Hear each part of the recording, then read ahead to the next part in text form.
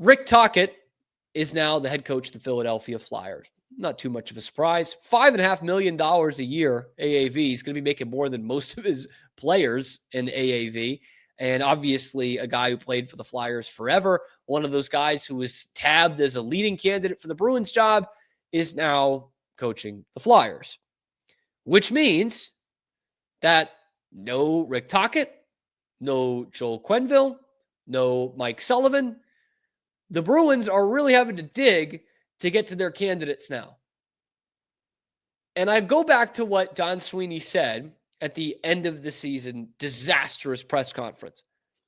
You know, in between them berating reporters and acting like the smartest people alive and denying the fact that they fucking suck at drafting and developing talent, even though everybody on the planet with a brain cell can see that they suck at drafting and developing talent. After all that, somewhere in the middle there, Don Sweeney talked about coaching candidates and what they're looking for in a coach. Said Joe Sacco is part of the coaching search, unfortunately.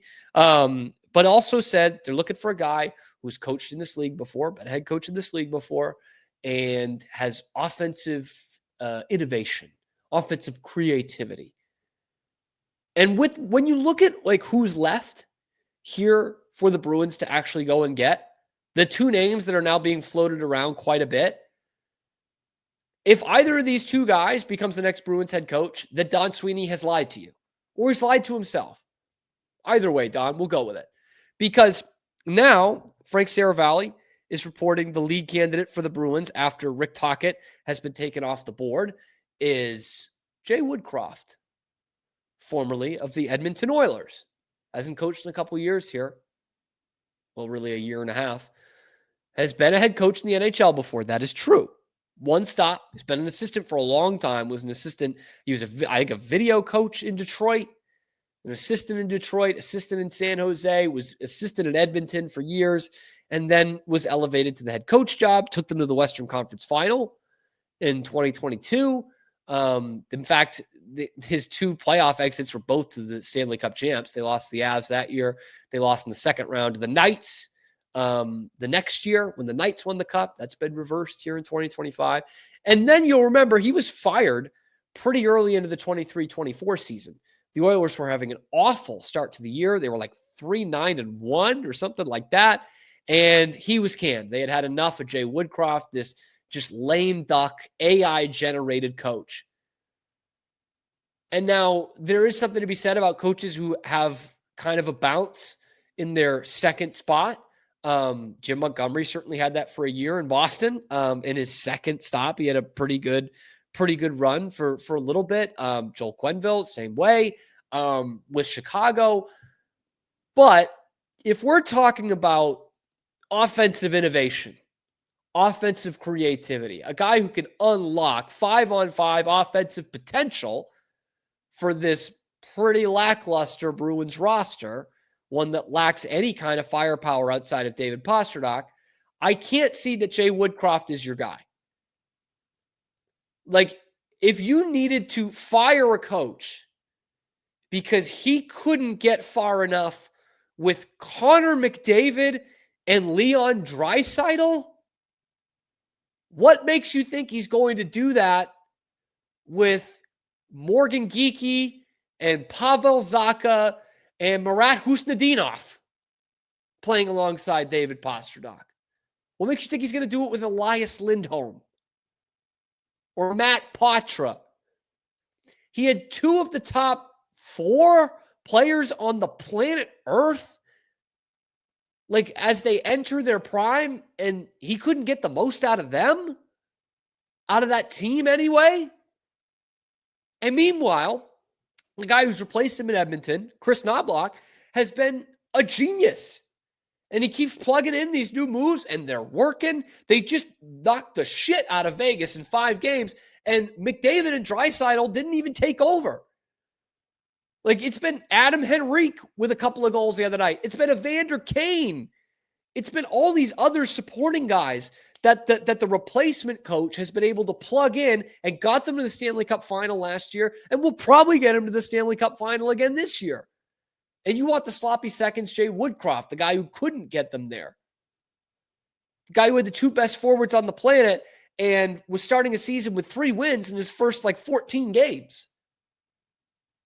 How is that better than Jim Montgomery? How is that better than Joe Sacco at that point? So, it doesn't. Well, the problems we had with Jim Montgomery were he didn't have a distinguished play style, or a play style that the GM agreed with anyway. So he couldn't call up or send down players. And at the end, he was lame duck. He just had the hands in the pocket, smirking, doing whatever, just kind of trying to look the part. Jay Woodcroft looks like a Sims character, man. Just like deer in the headlights, just no expression, no personality. That's the guy you want?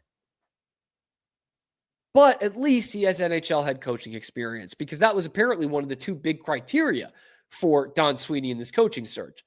And yet with that, the other name that's being popped out, which would make so much sense in the worst kind of ways for the Boston Bruins, the other name is Marco Sturm, who is the head coach for the Ontario Reign in the AHL, for the AHL affiliate of the Los Angeles Kings. Because of course that's what they would do. Remember, Marco Sturm scored the game-winning goal in the Winter Classic. He had that game-winning goal in Game 6 against Montreal in 2008, a series you lost. But Marco Sturm, come on, the glory days. He almost got his name on the cup. He didn't, but he almost did. He was there the year before. Because of course it would be Marco Sturm. And look, there's a lot of people that are hyping up Marco Sturm as an AHL coach. And certainly, he's developed some good players down there. A guy like Quentin Byfield. It took a while, but he developed him. He's a stud for the Kings now. And you look at that Kings roster as a team that should have gone farther in the Stanley Cup playoffs. That's a lot of homegrown talent. Marco Sturm has a hand in that. He does. But again, you want to talk about the criteria. Has he been a head coach in the NHL before? No, he is not. Is he an innovator offensively? Stats say he's not. He's not really at all. This is an Ontario Reign team that it's not like they won their division or anything. We finished 3rd in their division, 4th in their division in the Pacific Division of the AHL. And you want to talk about offensive innovation. They were 6th in goals, the Ontario Reign were. Oh, Cam, 6th in the 32-team AHL? That's pretty good. No, 6th in the Pacific Division. So not very good. Not very good. 6th in their own division. It was nice that they made the playoffs with that, but 6th in their own division in goals scored. Okay, well, certainly they're good on special teams then. If we're looking for an offensive innovator and Marco Sturm is the guy that they're looking for, clearly they must be good on special teams, like the power play, for example. Maybe he's got a great power play because the Bruins have sucked in that department. Chris Kelly is awful with the clipboard. Don't know who let him cook. So maybe they must be good at this. Nope, you would be wrong again. 17th 17% on the power play, which is second to last in their own division, and 26th out of 32 teams in the AHL. So congrats, Don. You lied to us or you lied to yourself, because those are your coaching candidates right now. Or the assistant in Dallas, who, again, has not been a head coach anywhere. So maybe you can justify it, but you told us, the fans, who you fucking hate anyway, like clearly you hate, like everything you do is just a middle finger to this fan base, the paying customer. But you told the fans, head coaching experience, offensive innovation. And so for us, we're thinking, okay, Joel Quenneville, second all-time in wins. Bang. Mike Sullivan, 2 Stanley Cups as a head coach. Now, we needed some generational forwards, Hall of Fame forwards, but I'll take the 2 Stanley Cups. Or how about Rick Tocchet and the way he turned around Vancouver before JT Miller and Elias Pettersson just ripped the locker room apart? Nope. When I say a guy with previous head coaching experience in the NHL and or offensive innovator, we're saying Jay Woodcroft and Marco Sturm. Just get ready. Just get your seatbelts on. Whoever this head coach hire is, it's going to suck. It's going to suck. And the epitome of this and I should have got the video. This is on me. This is on me. I should have got the video for this. But my man Defumi on Twitter, who it does great Bruin stuff, puts a bunch of Bruin stuff out on YouTube, old games, stuff like that, highlights. He had the perfect analogy for it. It was that scene from The Simpsons, Mr. Burns and Smithers. And he said, this is how the Bruins coaching search goes, because there's a reason they didn't get Mike Sullivan, and there's a reason they didn't get Rick Tocchet. And it wasn't because of a fit with the team and fit with the organization. That's not why. It's this scene where Burns is telling Smithers, we've got to lay off some people. We just didn't have a good year financially. And then a second of a pause, and he goes, money fight. And they just take out these stacks of $100 bills and throw it at each other. That's what the Bruins are. That is what the Bruins are. Oh, no, we can't afford to pay a coach. We can't afford to pay a coach top dollar. The Flyers can. They don't ever make the playoffs. They're in the same size market as us, but they can pay a guy $5.5 million a year because they actually want to fucking win hockey games. They want to, build a team that could eventually win the Stanley Cup. The Bruins, the Jacobs family, they want a team that can make the playoffs, get 2 home games, and outside of that, I don't give a shit. Money fight. Let's raise season tickets. This organization is such a joke. And you see it coming from a mile away. There was, in hindsight, there was not a chance in the world they were going to hire Rick Tocchet or Mike Sullivan because they were going to cost too much. Not because they're retreads, not because their resume doesn't speak for itself, but because they cost too much. This is an organization that is not committed to spending the money it needs to win in this league.